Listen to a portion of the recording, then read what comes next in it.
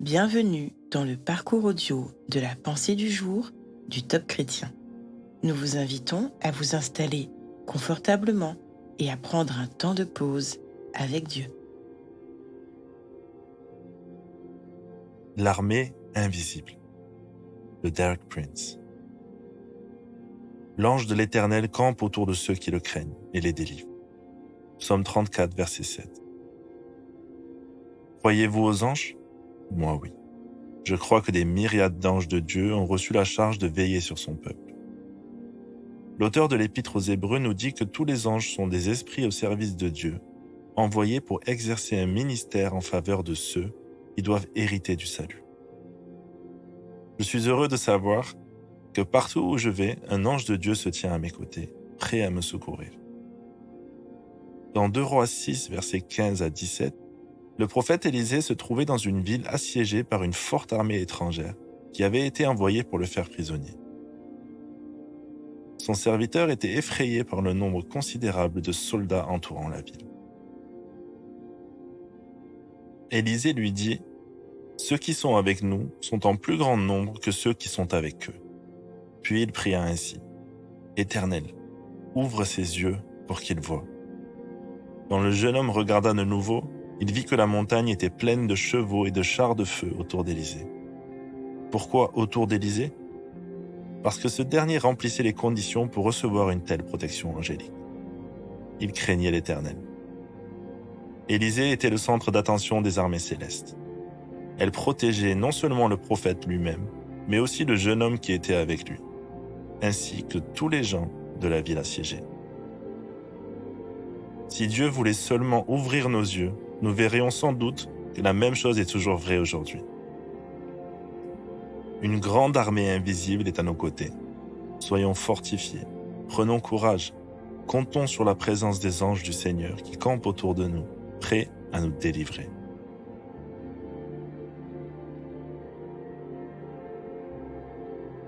Sommes-nous réellement conscients que Dieu est avec nous partout et à tout moment? Prenons ensemble le temps d'écouter ce que Dieu veut nous dire.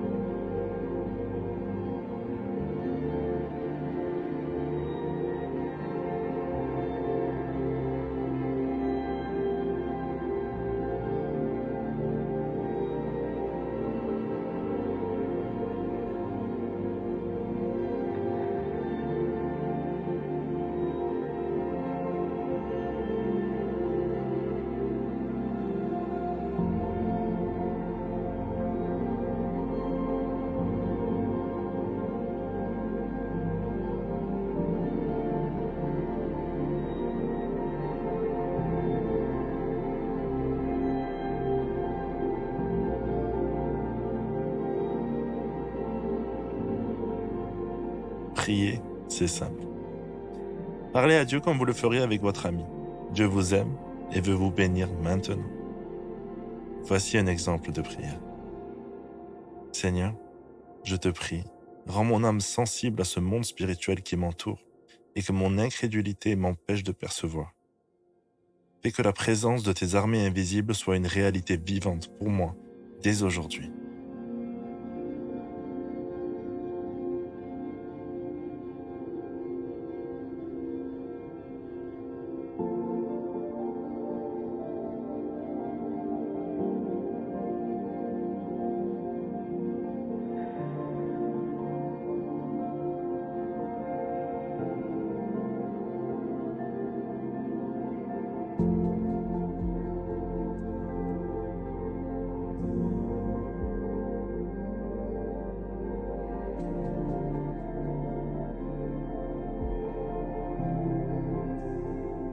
Louer Dieu, c'est lui exprimer notre gratitude.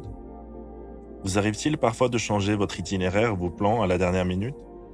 De différer un entretien ou au contraire d'avoir un sentiment d'urgence à vous rapprocher d'une personne et à prendre de ses nouvelles ou simplement à prier pour elle?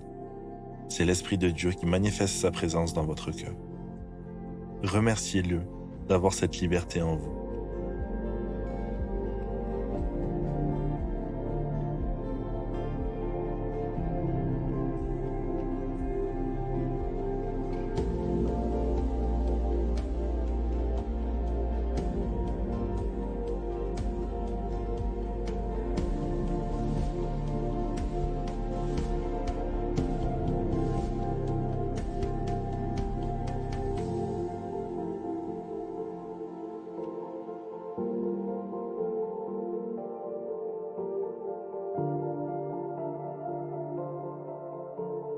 À présent, approfondissez ce que vous avez reçu. Comment pouvez-vous appliquer ce que Dieu vous a dit? Vous êtes peut-être quelqu'un de très cartésien, et comme le Thomas des évangiles, vous avez besoin de preuves. Alors Dieu vous répondra. Non seulement Dieu s'est montré à Thomas, mais il lui a aussi proposé de le toucher. Osez confesser au Seigneur ce besoin. Il se révélera à vous d'une façon toute particulière.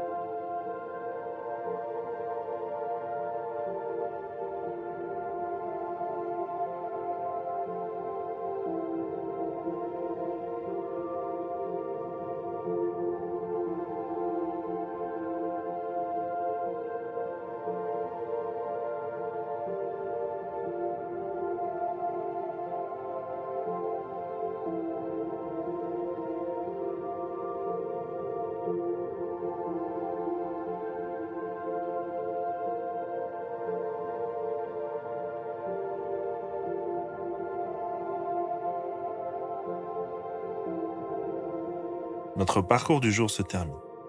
Prions ensemble afin d'honorer notre Dieu. En tout temps, tu es mon protecteur, mon abri et mon bouclier. À toi soit le règne, la puissance et la gloire. Amen.